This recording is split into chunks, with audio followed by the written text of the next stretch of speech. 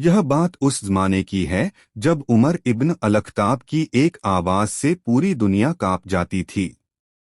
Medina का वो दौर था जब इस्लाम की सल्तनत इतनी बड़ी हो चुकी थी कि रोम और ईरान के बादशाह उमर का नाम सुनकर अपनी कुर्सियों पर बेचैन हो जाते थे। एक तरफ दुनिया के सबसे ताकतवर खलीफा और दूसरी तरफ एक बाप जो अपनी बेटी से मिलने बैठा था। हफ्सा, उमर की बेटी और नबी की पाक बीवी, उस दिन अपने अब्बू के घर आई थीं। उनके चेहरे पर एक मासूम सी खुशी थी। हर बेटी की तरह वो भी चाहती थीं कि उनके अब्बू उन्हें देखें, उनसे बातें करें और उनके साथ कुछ वक्त गुजारे। लेकिन उस दिन हफ्सा के हाथ में कुछ ऐसा था जो आगे चलकर एक ऐसे सबक की वजह बनने वाला था जिसे सदियां याद रखेंगी। उनके नाजुक हाथ में सोने का एक कंगन चमक रहा था। धूप की रोशनी में वो कंगन ऐसे जगमगा रहा था जैसे किसी ने सूरज का एक टुकड़ा उनकी कलाई पर सजा दिया हो। हफ्सा को यकीन था कि उनके अब्बू खुश होंगे। आखिरकार यह कोई चोरी का माल नहीं था, यह उन्हें जायज तरीके से मिला था। बैतुल माल से उनका हिस्सा आया था और उसी से उन्होंने यह कंगन लिया था। उनके दिल में कोई शक नहीं था, कोई झिझक नहीं थी। वो मुस्कुराते हुए अपने अब्बू के सामने बैठ गईं। उन्होंने सोचा था कि शायद अब्बू उनका हाथ थामेंगे, कंगन को देखकर कुछ प्यारी बात कहेंगे जैसे बाप कहते हैं। लेकिन जो हुआ वो हफ्सा ने सोचा भी नहीं था। उमर की नजर जैसे ही उस चमकते हुए कंगन पर पड़ी, उनका पूरा चेहरा बदल गया। वो गर्मजोशी जो एक बाप की आंखों में होती है, वो खुशी जो एक बेटी को देखकर आनी चाहिए थी, वो सब एक पल में गायब हो गई। उनकी भौहें तन गईं, आंखें सख्त हो गईं और होंठ भींच गए। हफ्सा का दिल एक लम्हे के लिए धक से रह गया। उमर ने अपनी आंखें हफ्सा के उस चमकते कंगन पर टिका दीं और उनकी खामोशी कमरे में एक अजीब सी भारीपन भर गई। वो खामोशी जो उमर की होती थी, वो आम खामोशी नहीं थी। उसमें एक तूफान छुपा होता था। हफ्सा ने अपने अब्बू को बरसों से जाना था, वो उनकी उस खामोशी को पहचानती थीं। उनका दिल अंदर से एक अजीब बेचैनी महसूस करने लगा, जैसे कोई आंधी आने से पहले हवा रुक जाती है। उमर ने धीरे से पूछा, हफ्सा, यह कंगन कहाँ से आया? उनकी आवाज में गुस्सा नहीं था, लेकिन उसमें एक वजन था जो गुस्से से भी ज्यादा भारी था। हफ्सा ने सीधे जवाब दिया, अब्बू, बैतुल माल से मेरा हिस्सा आया था, उसी से मैंने यह लिया है। इसमें कोई गलत बात नहीं है। हफ्सा का जवाब बिल्कुल सच था। उन्होंने कोई बेईमानी नहीं की थी। जो हिस्सा उनका था, उसी से उन्होंने यह कंगन खरीदा था। लेकिन उमर के चेहरे पर जो भाव आया, वो यह बता रहा था कि बात सिर्फ हलाल और हराम की नहीं थी। बात कुछ और थी, बात उससे भी गहरी थी। उमर उठे और कमरे में टहलने लगे। उनके कदमों की आवाज उस सन्नाटे में गूंज रही थी। हफ्सा की आंखें अपने अब्बू का पीछा कर रही थीं। वो समझने की कोशिश कर रही थीं कि आखिर उन्होंने ऐसा क्या कर दिया। उनके हाथ का कंगन अब उन्हें बोझ लगने लगा था। फिर उमर रुके। उन्होंने हफ्सा की तरफ देखा और बोले, बेटी, तू सही कह रही है। यह तेरा हिस्सा था।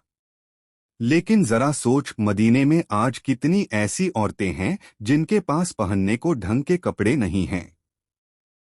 कितने ऐसे बच्चे हैं जिन्होंने कई दिनों से पेट भरकर खाना नहीं खाया। उनकी आवाज में दर्द था, एक ऐसा दर्द जो एक खलीफा को हर वक्त महसूस होता था। हफ्सा के मुंह से कोई जवाब नहीं निकला। उनकी आंखें नम होने लगीं। उन्होंने कभी इस नजरिए से नहीं सोचा था। वो तो बस एक बेटी थीं जिसने अपने हिस्से का माल लिया था, लेकिन अब उनके अब्बू के शब्दों ने उनके दिल पर एक ऐसी दस्तक दी थी जो अंदर तक उतर गई थी। उमर ने आगे कहा, हफ्सा, तू नबी की बीवी है। लोग तुझे देखते हैं। जब तू सोना पहनेगी तो वो औरत भी सोचेगी जिसके घर में चूल्हा नहीं जलता। वो सोचेगी कि खलीफा की बेटी तो सोना पहन रही है और हम यहाँ फाके कर रहे हैं। तेरा यह कंगन उनके दिल पर पत्थर की तरह लगेगा। उनकी आंखें भर आई थीं, एक बाप की आंखें नहीं, एक जिम्मेदार खलीफा की आंखें। हफ्सा की आंखों से आंसू बह निकले। वो अपने अब्बू की बात का जवाब देना चाहती थीं, लेकिन अल्फाज गले में ही अटक गए। वो चुप थीं, लेकिन उनकी चुप्पी इनकार की नहीं थी। वो चुप्पी एक ऐसी बेटी की थी जिसके दिल पर अभी अभी एक भारी सच्चाई उतरी थी। उन्होंने अपने हाथ की तरफ देखा। वो कंगन जो कुछ देर पहले उन्हें बहुत प्यारा लग रहा था, अब उनकी कलाई पर बोझ की तरह महसूस हो रहा था। उमर अपनी बेटी का दर्द देख रहे थे। वो बाप थे, उनका दिल भी पिघल रहा था। लेकिन उनके अंदर एक और शख्स भी था, एक खलीफा, एक जिम्मेदार इंसान जिसने अल्लाह के सामने पूरी उम्मत की जवाबदेही कबूल की थी। और वो जवाबदेही उन्हें अपनी बेटी की खुशी से भी ज्यादा अजीज थी। उमर ने हफ्सा के पास बैठकर उनका हाथ थाम लिया। उन्होंने कंगन को छुआ और बड़े प्यार से लेकिन बड़ी मजबूती से कहा, बेटी, मैं तुझसे नाराज नहीं हूं। तूने कोई गुनाह नहीं किया। लेकिन हम वो लोग हैं जिन पर दूसरों से ज्यादा जिम्मेदारी है। हमारा हर काम लोगों के लिए मिसाल बनता है। हफ्सा ने अपने अब्बू की आंखों में देखा। उनमें गुस्सा नहीं था, उनमें एक गहरा दर्द था। एक ऐसा दर्द जो सिर्फ वही इंसान महसूस करता है जो रात को सोने से पहले सोचता हो कि उसकी रियाया में कोई भूखा तो नहीं सो रहा। उमर हर रात यही सोचते थे और यही सोच उन्हें महान बनाती थी। हफ्सा ने धीरे से अपनी कलाई से कंगन उतारा। उनके हाथ थोड़े कांप रहे थे, लेकिन उनके चेहरे पर एक अजीब सा सुकून आ गया था, जैसे किसी ने उनके कंधों से कोई बोझ उतार दिया हो। उन्होंने वो कंगन अपने हाथ में लिया और अपने अब्बू की तरफ बढ़ा दिया। उमर ने एक लम्हे के लिए उस कंगन को देखा। फिर उन्होंने कहा, यह वापस बैतुल माल में जाएगा और इससे किसी जरूरतमंद की मदद होगी। उनकी आवाज में कोई फख्र नहीं था, कोई घमंड नहीं था, बस एक सादा सा इत्मीनान था, जैसे उन्होंने कोई बड़ा काम नहीं बल्कि बस अपना फर्ज अदा किया हो। हफ्सा उस दिन अपने अब्बू के घर से खाली हाथ निकली, लेकिन उनका दिल पहले से कहीं ज्यादा भरा हुआ था। उन्हें उस दिन समझ आया कि उनके अब्बू सिर्फ एक बाप नहीं थे, वो एक ऐसे इंसान थे जिन्होंने अपनी जिंदगी की हर खुशी को इंसाफ की राह पर कुर्बान कर दिया था। वो कंगन उमर के हाथ में था, लेकिन उनकी आंखें कहीं और थीं, किसी गहरी सोच में डूबी हुई थीं। उमर उस कंगन को देख रहे थे और उनके ज़हन में मदीने की गलियां घूम रही थीं। वो गलियां जहां उन्होंने रात के अंधेरे में अकेले चलकर लोगों का हाल जाना था। वो दरवाजे जिनके पीछे से उन्होंने बच्चों के रोने की आवाजें सुनी थीं। वो बेवा औरतें जिनके घर में खाना पकाने के लिए कुछ नहीं था। यह सब उनकी आंखों के सामने घूम गया। उन्होंने एक गहरी सांस ली और उस कंगन को एक कपड़े में लपेट दिया। फिर वो उठे और बाहर निकलने लगे। हफ्सा ने पूछा, अब्बू कहाँ जा रहे हैं? उमर ने मुड़कर देखा और बोले, बैतुल माल, बस इतना कहा और चल दिए। कोई लंबी बात नहीं, कोई तकरीर नहीं। बैतुल माल मदीने का वो खजाना था जो पूरी उम्मत का था। उसमें जो भी आता था वो किसी एक का नहीं, सबका होता था। उमर इस बात को इतनी गहराई से समझते थे कि वो खुद भी उससे सिर्फ उतना लेते थे जितना एक आम मुसलमान को मिलता था, न ज्यादा न कम। जब उमर बैतुल माल पहुंचे तो वहां के जिम्मेदार ने उन्हें देखकर सलाम किया। उमर ने वो कंगन उसके सामने रख दिया और कहा, यह वापस आ गया। इसे उन लोगों की मदद में लगाओ जिन्हें इसकी सबसे ज्यादा जरूरत है। उस शख्स ने हैरानी से पूछा, यह किसका था? उमर ने कहा, यह अब किसी का नहीं, यह सबका है। वो शख्स जानता था कि यह कंगन हफ्सा का था। पूरे मदीने में यह बात फैलने में देर न लगी। लोग हैरान थे, नबी की बीवी, खलीफा की बेटी, और उनके हाथ से सोना वापस ले लिया गया। कुछ लोगों ने सोचा शायद उमर बहुत हैं। लेकिन जो लोग उन्हें जानते थे वो समझते थे कि यह सख्ती नहीं, यह मोहब्बत थी। उमर जब वापस लौट रहे थे तो रास्ते में एक बूढ़ी औरत मिली। वो एक टूटे हुए बर्तन में कुछ पका रही थी। उमर रुक गए। उन्होंने पास जाकर देखा, बर्तन में सिर्फ पानी था और कुछ पत्थर।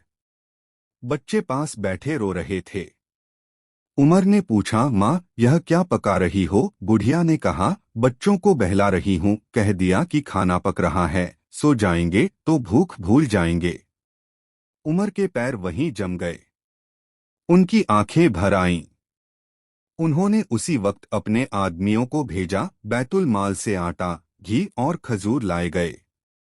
उमर ने खुद अपनी पीठ पर वो सामान उठाया और उस बूढ़ी औरत के घर पहुंचाया।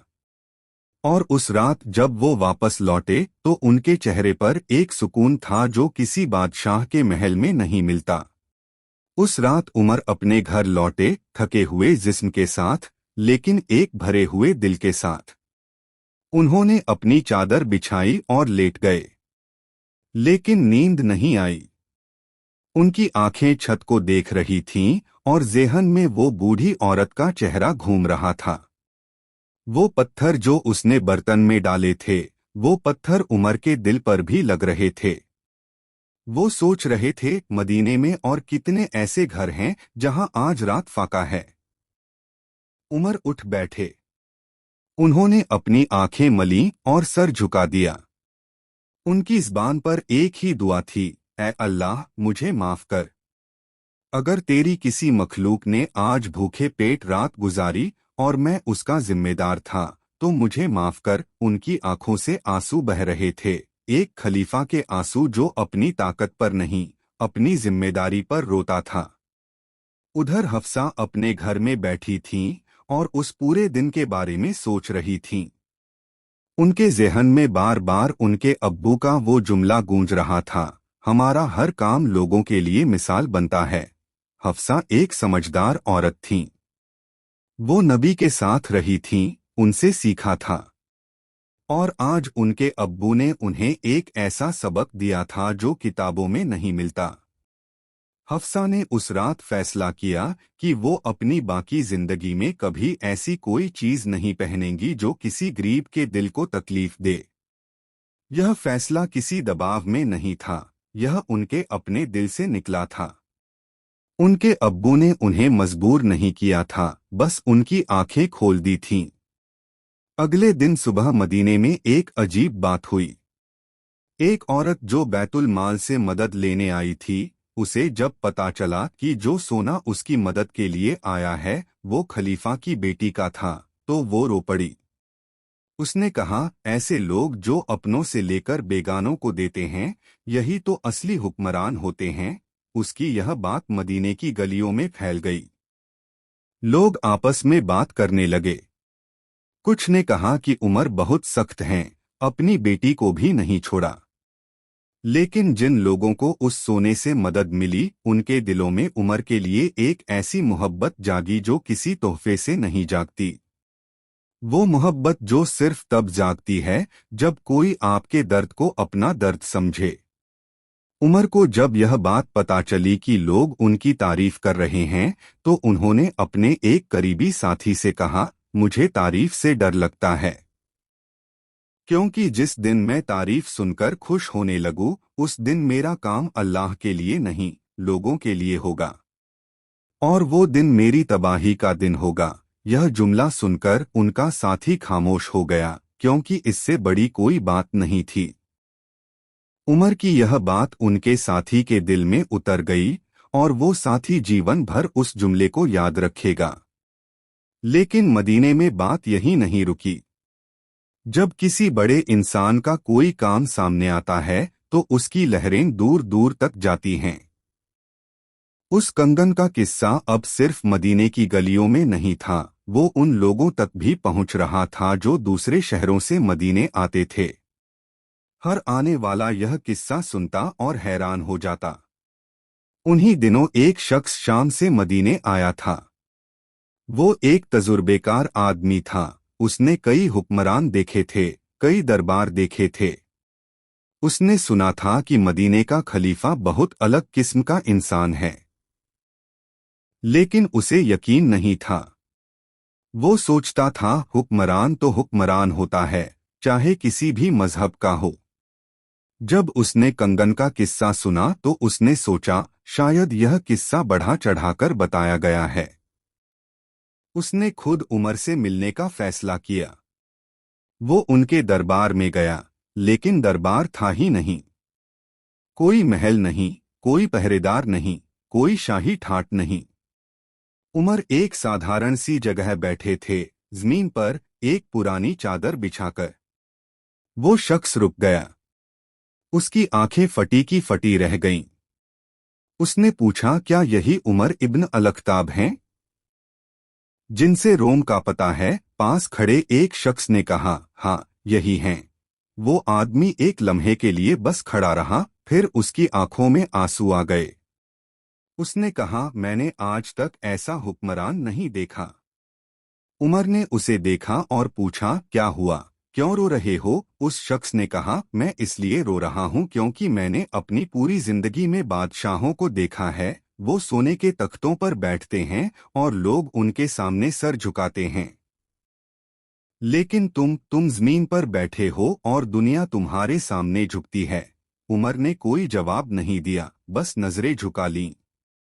उस दिन उस शख्स ने उमर के पास बैठकर उनसे बहुत सी बातें की। उसने कंगन वाला किस्सा भी पूछा। उमर ने बड़े सादे लहजे में कहा, मेरी बेटी ने कोई गुनाह नहीं किया था, लेकिन हम पर जिम्मेदारी ज्यादा है। जब तुम ऊंचे मकाम पर होते हो तो तुम्हारा हर काम एक पैगाम होता है। मैं नहीं चाहता था कि मेरा पैगाम गलत जाए। वो शख्स उस दिन मदीने से वापस गया, लेकिन वो पहले वाला इंसान नहीं रहा था। उसके दिल में कुछ बदल गया था। उसने अपनी जिंदगी में पहली बार किसी ऐसे इंसान को देखा था जिसके पास ताकत थी, लेकिन ताकत उसे बदल नहीं पाई थी। और यही उमर की सबसे बड़ी खूबी थी, ताकत पाकर भी वो उमर ही रहे। उमर की सादगी की यह खबर जब और लोगों तक पहुंची तो हर सुनने वाले के दिल पर एक अलग ही असर हुआ। मदीने में उन दिनों एक और शख्स था जिसका नाम अब्दुर्रहमान था। वो एक नेक इंसान था, लेकिन उसके दिल में एक उलझन थी। वो सोचता था कि दुनिया में अच्छाई और बुराई साथ साथ क्यों चलती है। जब अच्छे लोग तकलीफ उठाते हैं और बुरे लोग मजे करते हैं तो इंसाफ कहाँ है? यह सवाल उसे रातों को जगाए रखता था। एक दिन वो उमर के पास आया। उसने अपना सवाल पूछा। उमर ने उसे बैठने का इशारा किया और खुद भी उसके पास बैठ गए। उन्होंने कहा, तुम्हारा सवाल गलत नहीं है, लेकिन जवाब पाने के लिए पहले यह समझो कि दुनिया इम्तिहान की जगह है, इनाम की नहीं। अब्दुर्रहमान चुप हो गया। यह जवाब उसने किसी और से नहीं सुना था। उमर ने आगे कहा, देखो मैं खलीफा हूँ, लेकिन क्या मेरी जिंदगी आसान है? हर रात मैं इस डर से सोता हूँ कि कहीं किसी की हक तलफी न हो गई हो। हर सुबह मैं इस फिक्र के साथ उठता हूँ कि आज कितने लोगों का बोझ मुझ पर है। ताकत आसानी नहीं लाती, ताकत जिम्मेदारी लाती है। अब्दुर्रहमान की आंखें खुल गईं। उसी दौरान मदीने में एक और वाकया हुआ जो उमर की शख्सियत का एक और पहलू सामने लाया। एक दिन उमर बाजार से गुजर रहे थे, अकेले, बिना किसी पहरेदार के। उन्होंने देखा कि एक दुकानदार एक गरीब आदमी के साथ बेईमानी कर रहा है।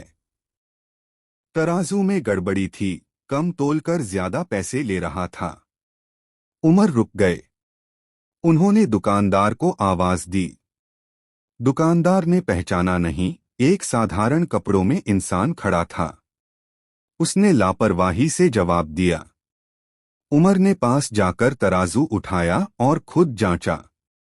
जब बेईमानी साबित हो गई तो उन्होंने दुकानदार की तरफ देखा और कहा, अल्लाह से डरो। जो तुम तोलते हो वो एक दिन तुम्हारे अमाल में भी तौला जाएगा।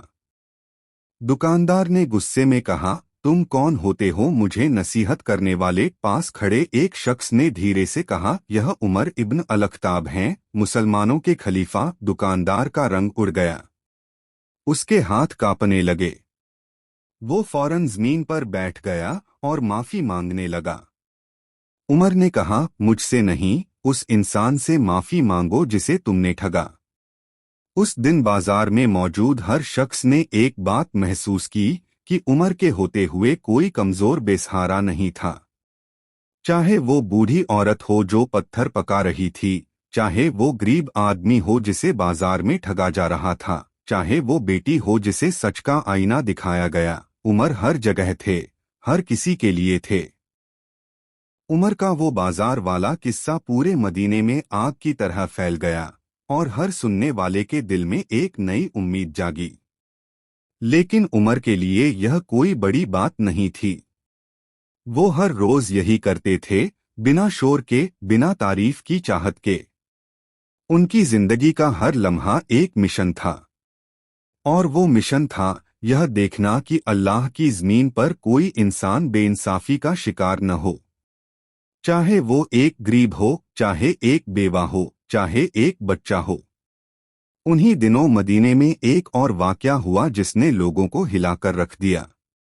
एक रात उमर हमेशा की तरह मदीने की गलियों में अकेले निकले थे। अंधेरा था, चांद बादलों के पीछे था। उमर एक गली से गुजर रहे थे कि उन्हें एक घर से आवाजें आईं। कोई बहुत धीरे धीरे रो रहा था, जैसे रोना छुपाने की कोशिश हो। उमर रुक गए। उन्होंने दरवाजे पर दस्तक दी। अंदर से एक बुजुर्ग आदमी निकला। उसका चेहरा उतरा हुआ था, आंखें लाल थीं। उमर ने पूछा, क्या हुआ, सब ठीक है? उस आदमी ने पहले तो कुछ नहीं कहा, लेकिन जब उमर ने दोबारा पूछा तो उसकी आंखों से आंसू बह निकले। उस बुजुर्ग ने कहा, मेरी बीवी बहुत बीमार है, कई दिनों से खाना नहीं खाया, दवाई नहीं है, पैसे नहीं हैं, बच्चे भूखे हैं, मैं किसी के सामने हाथ नहीं फैला सकता, मेरी गैरत नहीं मानती। उमर ने उस बुजुर्ग का कंधा थाम लिया। उनकी आंखें भर आईं। उन्होंने कहा, आज रात मेरे साथ चलो। वो बुजुर्ग हैरान था। वो नहीं जानता था कि यह साधारण कपड़ों वाला शख्स कौन है। उमर उसे अपने साथ बैतुल माल ले गए। वहां से आटा, तेल, खजूर और दवाई लाई गई। उमर ने वो सब खुद अपने कंधों पर उठाया। उस बुजुर्ग ने रोकने की कोशिश की, लेकिन उमर ने कहा, रहने दो, कल मुझे अल्लाह के सामने जवाब देना है। जब वो सामान उस घर में पहुंचा और उस बीमार औरत ने देखा कि एक अजनबी शख्स उनके लिए इतना कुछ लेकर आया है तो वो रो पड़ी। उसने दुआ दी, अल्लाह तुम्हें जजा दे, जो हमारा हाल किसी ने नहीं पूछा, तुमने पूछा। उमर खामोश रहे। उन्होंने अपना नाम नहीं बताया। जब वो वापस जाने लगे तो उस बुजुर्ग ने उनका दामन, भाई, मैं तुम्हारा नाम तो जानूं, किसके लिए दुआ करूं? उमर ने मुस्कुराते हुए कहा, दुआ उसके लिए करो जिसने तुम्हें यह तकलीफ दी, ताकि वो तुम्हारी तकलीफ दूर करे। मेरा नाम जानने की जरूरत नहीं। और वो अंधेरे में चले गए, जैसे आए थे, खामोशी से। वो बुजुर्ग उस रात बहुत देर तक उस अंधेरी गली को देखता रहा जिसमें वो अजनबी शख्स गुम हो गया था। उसके दिल में एक अजीब सी हलचल थी। उसने जिंदगी में बहुत लोग देखे थे, लेकिन ऐसा इंसान कभी नहीं देखा था जो रात के अंधेरे में किसी अनजान के दरवाजे पर दस्तक दे, उसका दर्द सुने और फिर बिना नाम बताए चला जाए। उसके मन में बार बार एक ही सवाल उठ रहा था, यह शख्स आखिर कौन था? अगली सुबह जब वो बुजुर्ग बाजार गया तो उसने लोगों से उस शख्स का हुलिया बताया। किसी ने कहा, यह तो उमर इब्न अलख्ताब लगते हैं। बुजुर्ग ने हैरानी से पूछा, खलीफा? उसने कहा, हाँ, वो अक्सर रात को अकेले निकलते हैं लोगों का हाल जानने के लिए। बुजुर्ग की आंखें फट गईं और वो वहीं बैठ गया। उसके पैरों में जैसे जान नहीं रही। उसने सोचा नहीं था कि जो शख्स उसके कंधे पर हाथ रखकर उसका दर्द सुन रहा था, वो दुनिया के सबसे बड़े खलीफा थे। उसकी आंखों से आंसुओं की धारा बह निकली।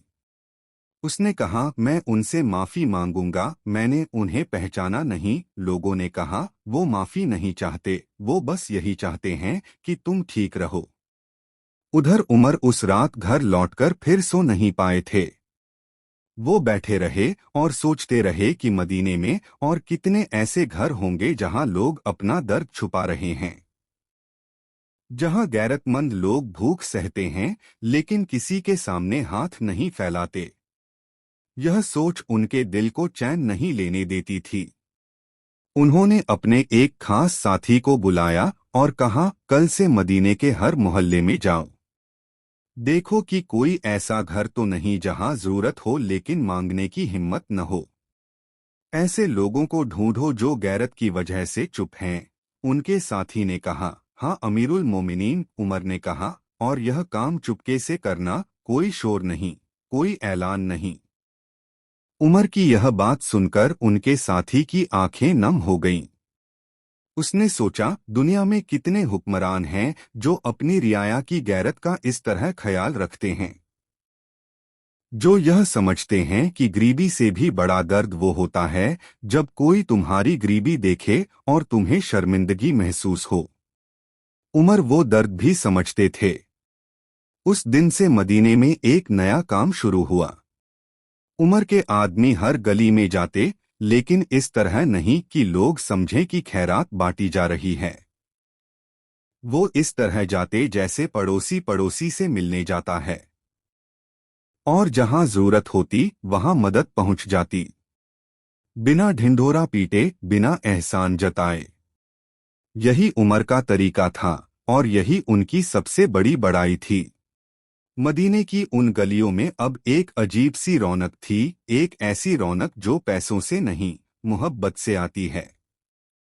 उमर के आदमी हर रोज निकलते और जरूरतमंदों तक मदद पहुंचाते, लेकिन उमर खुद भी चैन से नहीं बैठते थे। वो रात को अकेले निकलते और अपनी आंखों से देखते कि उनके आदमियों का काम सही तरीके से हो रहा है या नहीं। वो किसी पर आंख मूंदकर भरोसा नहीं करते थे, क्योंकि उन्हें पता था कि अल्लाह के सामने जवाब उन्हें देना है, किसी और को नहीं। उन्हीं दिनों एक वाकया हुआ जिसने एक बार फिर साबित किया कि उमर सिर्फ खलीफा नहीं थे, वो एक माँ की तरह अपनी पूरी उम्मत की फिक्र करते थे। एक रात वो मदीने की एक गली से गुजर रहे थे कि उन्हें एक छोटे से घर से बच्चों की आवाजें आईं। बच्चे आपस में कुछ बात कर रहे थे, लेकिन उनकी आवाज में एक उदासी थी। उमर रुक गए और कान लगाकर सुनने लगे। बच्चे कह रहे थे, काश कल ईद होती। दूसरे ने कहा, ईद होती तो क्या होता, हमारे पास नए कपड़े तो हैं नहीं। तीसरे ने कहा, और खाना भी नहीं। यह सुनकर उमर वहीं दीवार से टिक गए। उनके पैरों में जैसे जान नहीं रही। उनका दिल टूट गया। उमर ने फौरन अपने साथी को जगाया जो उनके साथ था। उन्होंने कहा, अभी बैतुल माल जाओ, इन बच्चों के लिए कपड़े और खाना लाओ। उनके साथी ने कहा, अमीरुल मोमिनीन, रात बहुत हो गई है। उमर ने कहा, इन बच्चों के लिए रात नहीं हुई तो मेरे लिए कैसे हुई। थोड़ी देर बाद वो साथी कपड़े और खाना लेकर आया। उमर ने खुद वो सामान उठाया और उस दरवाजे पर दस्तक दी। एक थकी हुई माँ ने दरवाजा खोला। उसने देखा कि एक शख्स उसके बच्चों के लिए कपड़े और खाना लेकर खड़ा है। वो हक्का बक्का रह गई। उसने पूछा, कौन हो तुम? उमर ने कहा, तुम्हारा एक पड़ोसी। उस माँ की आंखों से आंसू बह निकले। उसने अपने बच्चों को आवाज दी। जब बच्चों ने नए कपड़े देखे तो उनकी खुशी का कोई ठिकाना नहीं रहा। वो उछलने लगे, हंसने लगे। उमर दरवाजे पर खड़े वो खुशी देख रहे थे और उनकी आंखों से आंसू बह रहे थे। लेकिन यह दुख के आंसू नहीं थे, यह उस इंसान के आंसू थे जिसे अपनी जिम्मेदारी निभाने में सच्ची खुशी मिलती थी।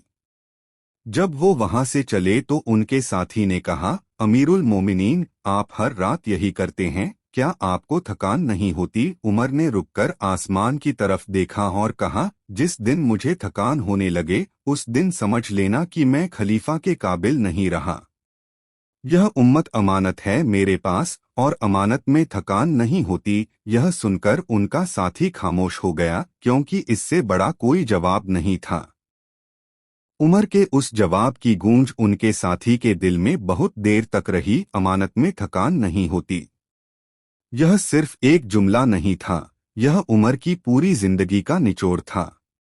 उन्होंने खिलाफत को कभी ताकत नहीं समझा, कभी दौलत नहीं समझा, उन्होंने उसे हमेशा एक बोझ समझा। एक ऐसा बोझ जो अल्लाह ने उनके कंधों पर रखा था और जिसे वो हर लम्हे पूरी ईमानदारी से उठाते रहे। उन्हीं दिनों मदीने में एक और वाक़या हुआ जो हफ्सा के उस कंगन वाले किस्से से जुड़ा था। हफ्सा ने जब से वो कंगन वापस किया था, उनके दिल में एक बदलाव आया था। वो पहले से ज्यादा सादगी से रहने लगी थीं। उन्होंने अपने पास जो कुछ भी जरूरत से ज्यादा था, वो धीरे धीरे जरूरतमंदों तक पहुंचाना शुरू कर दिया। एक दिन हफ्सा खुद एक गरीब औरत के घर गईं। उन्होंने अपने हाथ से उस औरत के बच्चों के लिए खाना पकाया। जब वो वापस आईं तो उनके चेहरे पर ऐसी खुशी थी जो पहले कभी नहीं दिखी थी। उन्होंने अपने अब्बू से कहा, अब्बू, आज मुझे पता चला कि असली खुशी क्या होती है।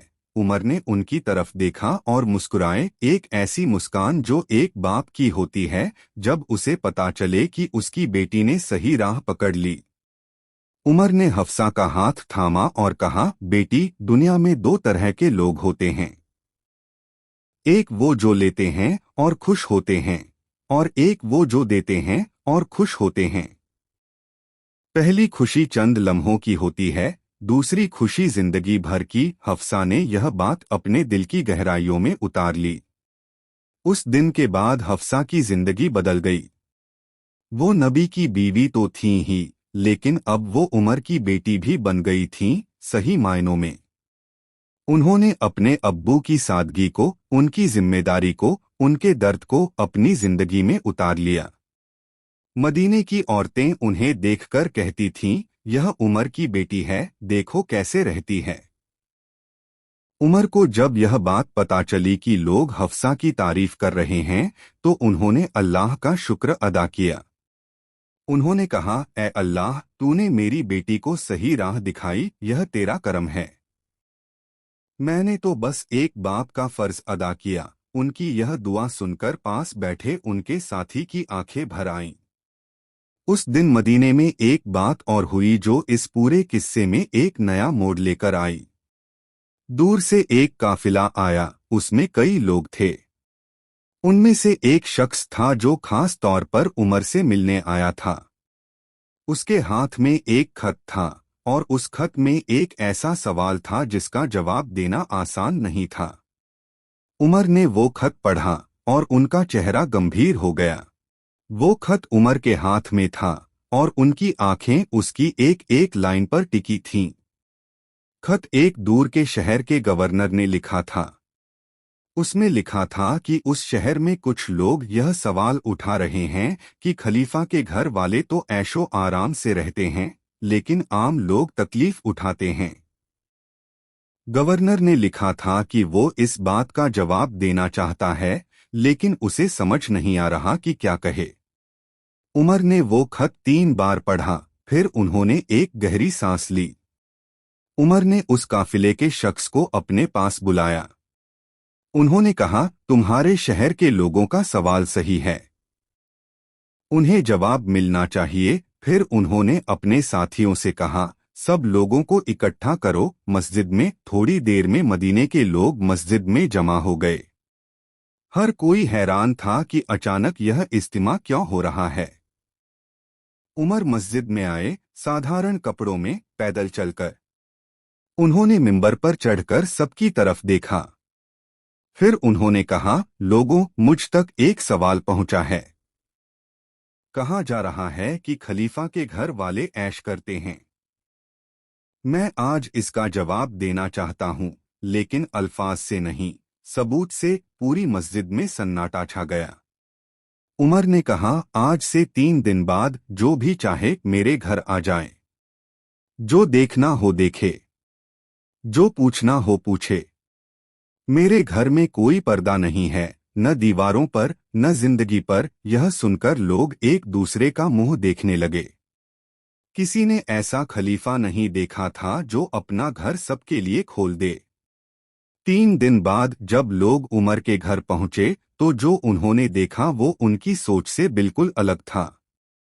घर क्या था? एक छोटी सी कोठरी थी। दीवारें कच्ची थीं। फर्श पर एक पुरानी चटाई बिछी थी। एक कोने में एक मिट्टी का था और खाने के लिए बस जौ की रोटी और तेल। लोगों की आंखें भर आईं। एक आदमी ने कहा, अमीरुल मोमिनीन, यह तो किसी गरीब का घर लगता है।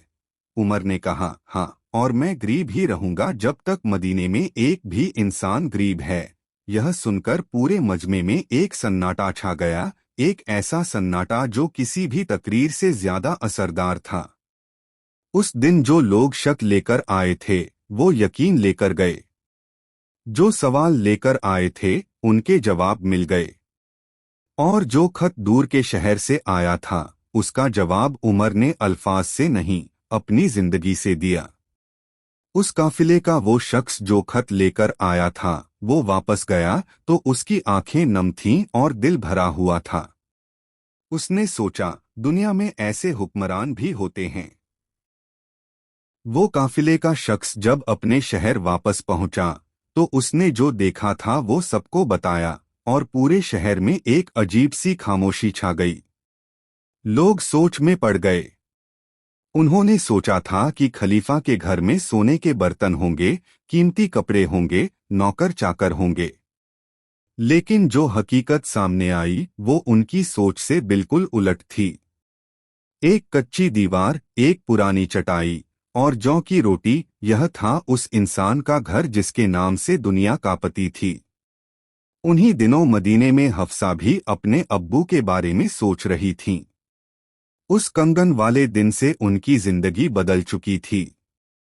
लेकिन अब उनके दिल में एक और बात थी। वो चाहती थीं कि उनके अब्बू थोड़ा आराम करें। उन्होंने देखा था कि उमर रात को देर तक जागते हैं, सुबह जल्दी उठते हैं, खाना कम खाते हैं और अपने आप की बिल्कुल परवाह नहीं करते। एक दिन हफ्सा ने हिम्मत करके अपने अब्बू से कहा, अब्बू, आप अपना ख्याल नहीं रखते। आपका जिस्म भी अल्लाह की अमानत है, उसका भी हक है। उमर ने अपनी बेटी की तरफ देखा। उनकी आंखों में प्यार था और एक गहरी थकान भी। उन्होंने कहा, बेटी, मैं जानता हूं, लेकिन जब तक मेरी उम्मत चैन से नहीं सोती मेरी आंखों नींद। हफ्सा की आंखें भर आईं। उन्होंने अपने अब्बू के चेहरे को गौर से देखा। उस चेहरे पर झुर्रियां थीं, लेकिन हर झुर्री एक किस्से की गवाह थी। उन हाथों को देखा जिन्होंने कभी तलवार उठाई थी और अब वही हाथ गरीबों के लिए खाना उठाते थे। उन्होंने सोचा, दुनिया में ऐसे बाप कितने होंगे जो अपनी जिंदगी पूरी तरह दूसरों के लिए लगा दें। उसी शाम उमर मस्जिद में बैठे थे। कुछ साथी उनके पास थे। बातें हो रही थीं कि खिलाफत के बाद क्या होगा, आगे कौन यह जिम्मेदारी उठाएगा। उमर ने कहा, यह फैसला मेरा नहीं है, यह अल्लाह का है। लेकिन जो भी यह जिम्मेदारी उठाए उसे एक बात याद रखनी चाहिए। सब लोग चुप हो गए और उमर की तरफ देखने लगे। उमर ने कहा, यह जिम्मेदारी ताज नहीं है जो सिर पर सजाया जाए, यह कांटों का हार है जो गले में पहना जाता है। जो इसे ताज समझे वो जालिम बन जाता है। जो इसे कांटों का हार समझे वो इंसाफगार बन जाता है। यह सुनकर पूरी मस्जिद में सन्नाटा छा गया। हर शख्स उस जुमले को अपने दिल में उतार रहा था। उस रात उमर फिर मदीने की गलियों में निकले। वही अंधेरा, वही खामोशी, वही अकेलापन। लेकिन उमर को इस अकेलेपन से डर नहीं लगता था, बल्कि उन्हें इसी अकेलेपन में सुकून मिलता था, क्योंकि इसी अंधेरे में वो अल्लाह के सबसे करीब होते थे। और इसी अंधेरे में वो अपनी उम्मत के सबसे करीब होते थे, बिना किसी दिखावे के, बिना किसी शोर के। उस रात मदीने की गलियां बहुत खामोश थीं, जैसे पूरा शहर किसी गहरी सोच में डूबा हो। उमर उन गलियों में चल रहे थे, अकेले, खामोश, अपने रब की याद में। उनके कदमों की आवाज उस सन्नाटे में गूंज रही थी। उन्होंने उस रात आसमान की तरफ देखा, तारे चमक रहे थे। उमर रुक गए और बहुत धीरे से कहा, ऐ अल्लाह, मैंने जो कर सकता था किया, जो नहीं कर सका उसे माफ कर दे। उनकी आवाज में एक ऐसा दर्द था जो सिर्फ वही इंसान महसूस करता है जो अपनी पूरी जिंदगी दूसरों के लिए लगा दे। वो किस्सा जो उस एक कंगन से शुरू हुआ था, वो सिर्फ एक कंगन का किस्सा नहीं था। वो एक बाप और बेटी का किस्सा था। वो इंसाफ और मोहब्बत का किस्सा था। वो उस इंसान का किस्सा था जिसने ताकत पाकर भी अपने आप को नहीं बदला, बल्कि ताकत को बदल दिया। उमर ने ताकत को खिदमत बना दिया, और यही उनकी सबसे बड़ी जीत थी। हफ्सा को जब यह सब याद आता तो उनकी आंखें भर आतीं। वो सोचती, उस दिन अगर उनके अब्बू ने वो कंगन वापस न करवाया होता तो शायद उन्हें कभी नहीं पता चलता कि असली जिंदगी क्या होती है। उस एक लम्हे ने उनकी पूरी जिंदगी बदल दी थी। कभी कभी एक छोटा सा सबक पूरी जिंदगी की दिशा बदल देता है। उमर की जिंदगी में ऐसे अनगिनत लम्हे थे जो लोगों की जिंदगियां बदलते रहे। वो बूढ़ी औरत जो पत्थर पका रही थी, उसकी जिंदगी बदली। वो बुजुर्ग जिसकी बीवी बीमार थी, उसकी जिंदगी बदली। वो बच्चे जिनके पास ईद के कपड़े नहीं थे, उनकी जिंदगी बदली। वो दुकानदार जो बेईमानी कर रहा था, उसकी जिंदगी बदली। और हफ्सा, उनकी जिंदगी भी बदली।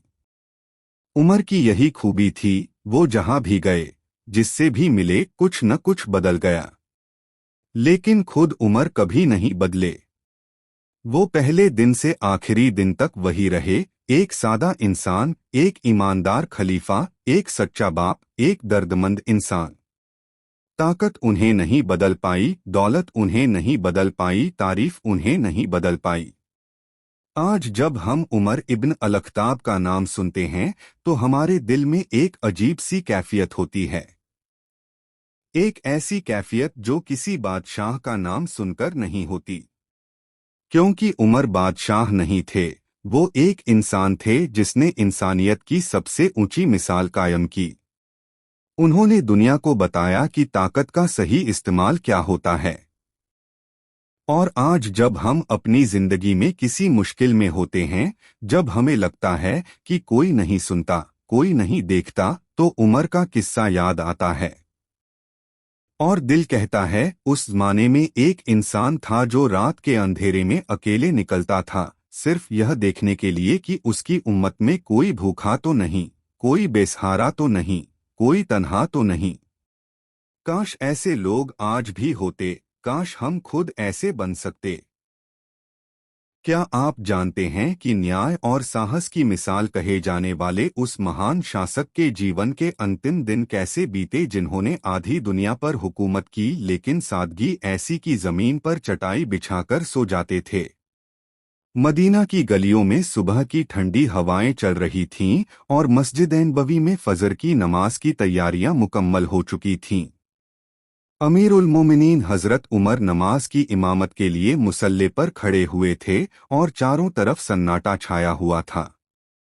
तभी अंधेरे का फायदा उठाकर अबू लुलु फिरोज नाम का एक शख्स खंजर लेकर आगे बढ़ा और उसने आप पर एक के बाद एक कई वार किए, जिससे आप बुरी तरह जख्मी हो गए।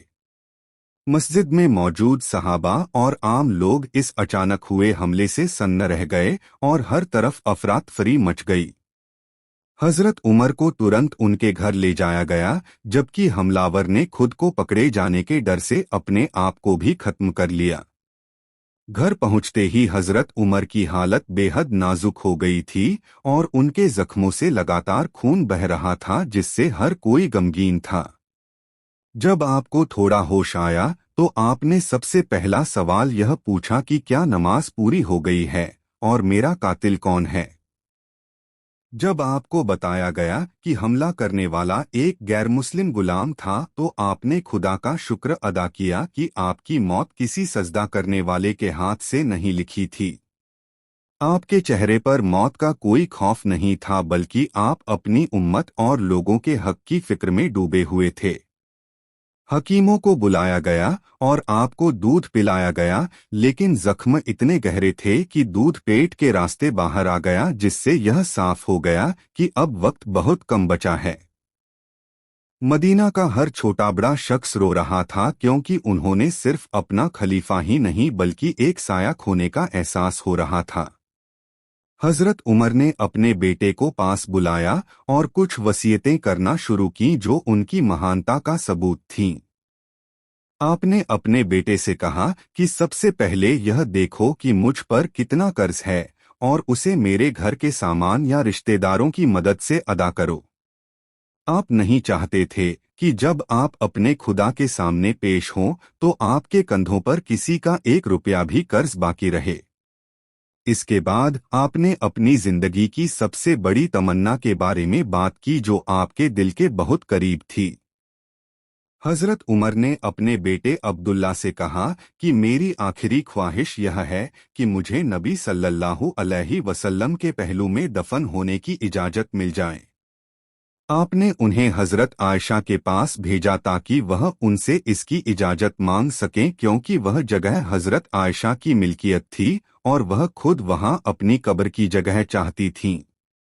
आपने अपने बेटे को ताकीद की कि उनसे मेरा नाम लेकर नहीं बल्कि एक भाई की हैसियत से दरख्वास्त करना, ताकि उन पर कोई दबाव न रहे। अब्दुल्ला बिन उमर जब हजरत आयशा के पास पहुंचे तो देखा कि वह रो रही थीं और गम के इस माहौल में डूबी हुई थीं। जब उन्होंने हजरत उमर की इस दिली तमन्ना का जिक्र किया तो हजरत आयशा ने अपनी कुर्बानी पेश करते हुए कहा कि मैं यह जगह अपने लिए रखना चाहती थी, लेकिन आज मैं उमर को खुद पर तरजीह देती हूँ। यह खबर सुनकर हजरत उमर के चेहरे पर एक सुकून और चमक आ गई, क्योंकि उनके लिए यह दुनिया की सबसे बड़ी कामयाबी थी। जख्मों की तपिश और दर्द के बावजूद हजरत उमर को बार बार अपनी उम्मत और रियासत के कमजोर लोगों का ख्याल आ रहा था। आपने लोगों को जमा होने के लिए कहा और मरते दम तक उन्हें नमाज की पाबंदी और गुलामों के साथ अच्छा बर्ताव करने की वसीयत करते रहे। आपके पास आने वाला हर शख्स आपकी बहादुरी और इंसाफ की तारीफ कर रहा था, लेकिन आप बार बार यही कह रहे थे कि काश मैं एक बराबर पर छूट जाऊं और मेरा कोई हिसाब न हो। मदीना के लोग कतारों में खड़े होकर अपने अजीम खलीफा की एक झलक पाने के लिए बेकरार थे और उनकी आंखों से आंसू नहीं थम रहे थे। हजरत उमर ने इसी बीच एक कमेटी बनाने का हुक्म दिया जो उनके बाद नए खलीफा का चुनाव कर सके, ताकि उम्मत में कोई इख्तिलाफ पैदा न हो। आपने इस बात का खास ख्याल रखा कि इसमें आपके परिवार का कोई भी सदस्य शामिल न हो, ताकि फैसले में पूरी पारदर्शिता और ईमानदारी बनी रहे। आपने कमेटी के सदस्यों से कहा कि 3 दिनों के अंदर फैसला मुकम्मल कर लिया जाए, ताकि मुल्क में किसी किस्म की अफरातफरी का माहौल न बने। आपकी हर बात में दूरंदेशी झलक रही थी और आप जानते थे कि आपके बाद इस्लाम की जिम्मेदारी उन कंधों पर होगी जो हक और सच के साथ समझौता न करें। दर्द की शिद्दत बढ़ती जा रही थी, लेकिन आपकी जुबान पर सिर्फ अल्लाह का जिक्र और लोगों के लिए भलाई की दुआएं जारी थीं। आपके बेटे ने जब देखा कि खून नहीं रुक रहा है तो उन्होंने आपका सिर अपनी गोद में रख लिया, लेकिन आपने फरमाया कि मेरा सर जमीन पर रख दो। आप चाहते थे कि अल्लाह के सामने आपकी आजीजी और बेबसी पूरी तरह नजर आए और आप इसी हालत में अपने खालिक से मिलना चाहते थे। दुनिया को आधी सल्तनत का मालिक आज मिट्टी पर लेटकर अपनी आखिरी सांसों का इंतजार कर रहा था और चारों तरफ दुआओं का एक अजीब मंजर नजर आ रहा था। जब हजरत उमर का सिर जमीन पर रखा गया तो आपकी आंखों से आंसू जारी थे और आप बार बार यह दोहरा रहे थे कि अगर आज मेरे रब ने मुझे माफ न किया तो उमर का क्या बनेगा। यह उस शख्स के शब्द थे जिनके बारे में नबी सल्लल्लाहु अलैहि वसल्लम ने फरमाया था कि अगर मेरे बाद कोई नबी होता तो वह उमर होता। आपकी सादगी और खुदा का खौफ इस कदर था कि दुनिया की तमाम दौलत और ताकत आपके कदमों में होने के बावजूद आप खुद को एक साधारण इंसान समझ रहे थे। तभी हजरत अली कमरे में दाखिल हुए और हजरत उमर के पास बैठकर उनके हक में दुआएं करने लगे। उन्होंने कहा कि उमर, मुझे यकीन है कि अल्लाह आपको आपके साथियों के साथ ही जगह देगा, क्योंकि मैंने अक्सर नबी सल्लल्लाहु अलैहि वसल्लम को यह कहते सुना था कि मैं, अबू बकर और उमर वहां गए या मैंने, अबू बकर और उमर ने यह काम किया। इन शब्दों ने वहां मौजूद लोगों के दिलों को थोड़ा ढांढस बंधाया, लेकिन जुदाई का गम इतना बड़ा था कि मदीना की दीवारें भी गमगीन नजर आ रही थीं। हजरत उमर ने अपने जीवन के इन अंतिम क्षणों में भी न्याय की मशाल को बुझने नहीं दिया और बार बार अधिकारियों को यह हिदायत देते रहे कि किसी भी नागरिक पर जुल्म न हो। आपने विशेष रूप से उन गैर मुस्लिम नागरिकों के अधिकारों की बात की जो इस्लामी सल्तनत की हिफाजत में थे। आपने कहा कि उन्हें परेशान न किया जाए और उन पर उनकी ताकत से ज्यादा बोझ न डाला जाए, क्योंकि वे हमारे राज्य की जिम्मेदारी हैं और उनके साथ किया गया वादा हमें हर हाल में निभाना है। खिलाफत के भारी बोझ को महसूस करते हुए आपने दुआ की कि ए अल्लाह, मेरी रूह को इस हाल में कब्ज करना कि मुझ पर किसी का हक बाकी न हो। आपके चारों तरफ लोग रो रहे थे और दुआएं कर रहे थे, लेकिन आप बार बार यही कह रहे थे कि मेरी तारीफ मत करो, बल्कि मेरे लिए दुआ करो कि मेरा हिसाब आसान हो जाए। आपकी यह विनम्रता और निस्वार्थ भावना ही थी जिसने आपको इतिहास का सबसे महान शासक बना दिया था, जिसकी मिसाल आज भी दुनिया देती है। धीरे धीरे कमजोरी बढ़ती जा रही थी और आवाज धीमी होती जा रही थी, लेकिन आपकी फिक्र कम नहीं हो रही थी। आपने अपने बेटे से फिर पूछा कि क्या तुम हजरत आयशा के पास जाकर दोबारा तसल्ली कर आए हो कि वह वाकई राजी हैं। जब बेटे ने दोबारा पुष्टि की कि वह खुशी खुशी अपनी जगह देने को तैयार हैं, तब जाकर आपके चेहरे पर एक संतोषजनक मुस्कान आई। आपने हिदायत दी कि जब मेरा जनाजा ले जाया जाए तो एक बार फिर दरवाजे पर रुककर इजाजत मांगना, ताकि कोई संशय न रहे। सूरज ढलने के करीब था और मदीना पर उदासी की एक गहरी चादर बिछी हुई थी, मानो प्रकृति भी जानती थी कि आज इंसाफ का एक बहुत बड़ा सूरज डूबने वाला है। आपने अपने आसपास मौजूद लोगों को आखिरी बार देखा और उन्हें एकता और भाईचारे की नसीहत की। आपके होठों पर लगातार खुदा की बढ़ाई के शब्द थे और आप बार बार उम्मत की सलामती की दुआ मांग रहे थे। वह क्षण करीब आ रहा था जब यह महान आत्मा अपने खालिक से मिलने वाली थी। दर्द की लहरें अब पहले से ज्यादा तेज हो रही थीं, लेकिन हजरत उमर का हौसला अब भी पहाड़ की तरह अडिग था। आपने अपने करीब मौजूद सहाबा को करीब बुलाया और आखिरी बार राज्य की सुरक्षा और सीमाओं की हिफाजत के बारे में कुछ जरूरी दिशा निर्देश दिए। आपकी आंखों में अपनी जिम्मेदारी के प्रति जो चमक थी वह मौत की तकलीफ पर भी भारी पड़ रही थी। आपने फरमाया कि मेरे बाद जो भी खलीफा बने वह उन लोगों का खास ख्याल रखे जिन्होंने इस्लाम के शुरुआती दिनों में कठिन संघर्ष किया था। हजरत उमर ने वसीयत की कि अंसार और मुहाजिरों के सम्मान में कभी कमी न आने दी जाए और उनकी जरूरतों को हमेशा प्राथमिकता दी जाए। इसके साथ ही आपने दूरदराज के इलाकों में रहने वाले बदू और देहाती लोगों के लिए भी फिक्र जाहिर की, क्योंकि आप जानते थे कि अक्सर हुकूमत के केंद्र से दूर रहने वाले लोग नजरअंदाज हो जाते हैं। आपने अपने उत्तराधिकारी को ताकीद की कि वह खुद लोगों के बीच जाकर उनके हालचाल पूछे, ठीक उसी तरह जैसे आपने अपनी रातों की नींद कुर्बान करके किया था। इसी दौरान कमरे में खामोशी छा गई जब आपने अपनी आखिरी सांसों के करीब पहुंचकर अपने बेटों और घर वालों को अल्लाह के खौफ और तकवे की नसीहत की। आपने कहा कि दुनिया की चमक-धमक तुम्हें कभी धोखे में न डाले और हमेशा याद रखना कि एक दिन तुम्हें भी उसी मिट्टी में मिलना है। आपकी बातों में एक ऐसी गहराई और दर्द था कि वहां मौजूद हर शख्स की हिचकियां बंध गईं। मदीना का वह छोटा सा कमरा आज पूरी दुनिया के लिए एक बहुत बड़े सबक का केंद्र बना हुआ था। हजरत उमर ने अपने जीवन में कभी भी पद या शक्ति का घमंड नहीं किया था और आखिरी वक्त में भी उनका वही सादगी भरा अंदाज कायम था। आपने फरमाया कि मेरे जनाजे पर ज्यादा खर्च न किया जाए और मुझे सादगी के साथ दफन किया जाए। आपकी नजरें बार बार दरवाजे की तरफ उठती थीं, मानो आप उस सफर के लिए पूरी तरह तैयार थे जिसका वादा हर इंसान से किया गया है।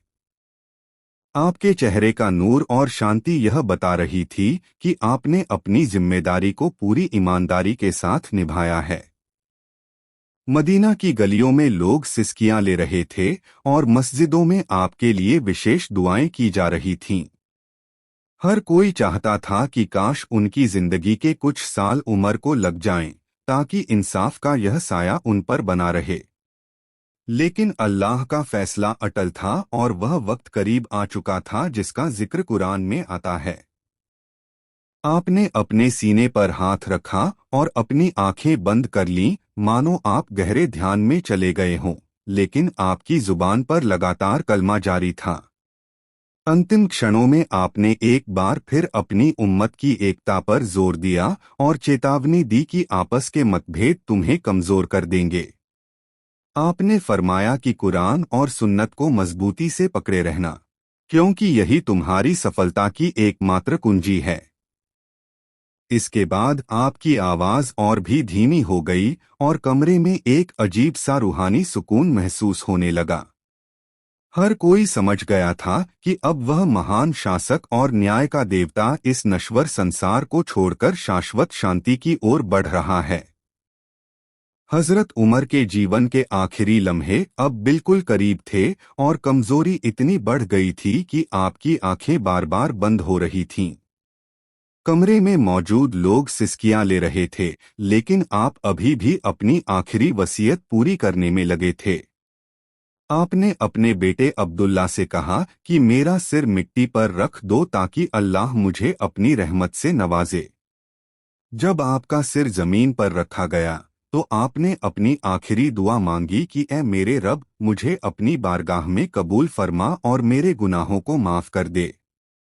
मदीना की फिजाओं में एक अजीब सी उदासी थी और हर शख्स के दिल पर जैसे पहाड़ टूट पड़ा था। इसी हालत में आपकी रूह इस दुनिया फ़ानी से कूच कर गई और चारों तरफ मातम छा गया। जैसे ही आपकी वफात की खबर मदीना में फैली, लोग पागलों की तरह मस्जिदों की तरफ दौड़े क्योंकि उन्हें यकीन नहीं हो रहा था कि उनका साया अब छिन चुका है। हजरत अली और अन्य बड़े सहाबा ने आपके पार्थिव शरीर को संभाला और दफन की तैयारी शुरू की गई। मदीना की तारीख में वह दिन सबसे भारी था जब आधी दुनिया का बादशाह एक मामूली कफन में लिपटा हुआ था। लोगों का हुजूम इतना बड़ा था कि जिधर देखो उधर सिर्फ आंसू बहाते लोग नजर आ रहे थे।